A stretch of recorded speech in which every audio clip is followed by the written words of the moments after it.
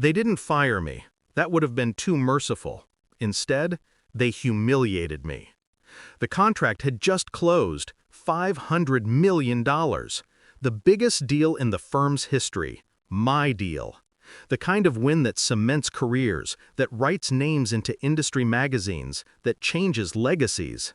They shook my hand in the conference room, cameras flashing, congratulations echoing. I could feel my father's ghost standing behind me, nodding. For one moment, I thought I'd finally earned respect.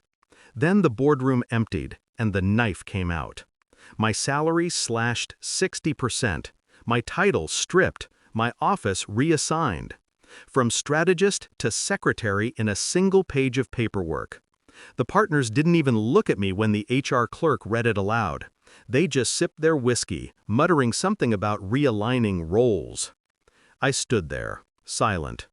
The papers trembled in my hands, but not from shock, from restraint. Because I already knew. I met them 10 years ago, idealistic, naive, hungry to prove myself. They saw loyalty, diligence, someone who would bleed for the company. And I did. Late nights, contracts pulled from the jaws of collapse, crises turned to victories. I gave them my youth, my health, my mind. And in return, they smiled while hollowing me out. Small slights at first. Credit shifted, my name missing from press releases. Then bigger ones, ideas stolen, projects reassigned. I told myself it didn't matter, that recognition wasn't everything, that the money, the influence, the proximity to power was enough. But the night I found the memo, the one where they called me expendable and discussed moving me aside after the contract closed, I understood the truth. I wasn't a partner. I was a tool, a blade they dulled and now discarded. I didn't rage, I didn't cry, I sharpened. Clause 44F, buried in the contract I'd drafted years ago when they still trusted me with the fine print. A contingency no one but me remembered. A failsafe tied to system access, triggered by reassignment without just cause.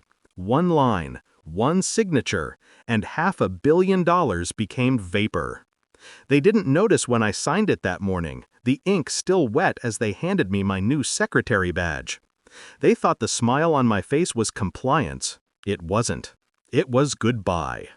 The panic started exactly 12 minutes later. The CFO burst into the boardroom, face pale, voice cracking. The funds, they're gone. Gone wasn't the right word. They were rerouted. Locked in escrow accounts under my control, hidden behind encryption keys only I possessed. The system collapse followed, a cascade I'd designed to look like a cyber attack.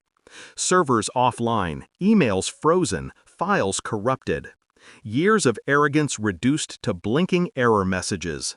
Phones lit up, investors calling, journalists sniffing, regulators demanding answers. And me? I walked out. Badge on the desk, elevator down, not a word spoken. By the time my car merged into traffic, my phone lit with 82 missed calls. Partners, board members, even the CEO who once told me I should be grateful just to be in the room. I didn't answer. I had planned the revenge carefully. Not to destroy them outright. That would have been too easy, too quick. No, I wanted them to feel it, the way I felt their betrayal. Slow, suffocating, inevitable. The escrow accounts weren't theft. They were compliance. Clause 44F made it legal. Every dollar was technically still theirs, just inaccessible until the contract's conditions were met. Conditions that included fair compensation to me, recognition of authorship, and public disclosure of the clause. In other words, my revenge was written in their own ink. Their greed had signed it. The first time I answered a call, it was him, the managing partner.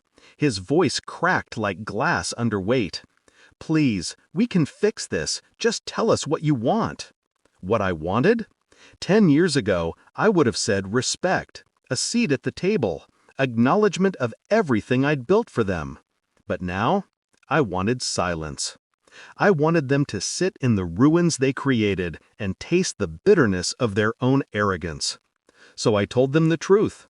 It's already fixed. And I hung up. The beauty of revenge isn't in the strike, it's in the echo, the days that follow. Watching them scramble, leak apologies to the press, beg regulators for mercy. They thought they were invincible. They thought I was disposable. Now they know the cost of underestimating me. Sometimes I replay that morning in my mind. The champagne glasses, the congratulations, the ink on the contract, the humiliation disguised as promotion, and then my smile. They never understood what it meant. They still don't. People ask if I regret it, if the money, the recognition, the years are worth the war I started. I don't. Because revenge isn't about what you gain, it's about what they lose. And on that day, I didn't just take their money, I took their certainty, their power, their illusion of control. I took back myself. Now, every time my phone buzzes with another desperate call, I let it ring. Because the silence afterward, that's my real salary.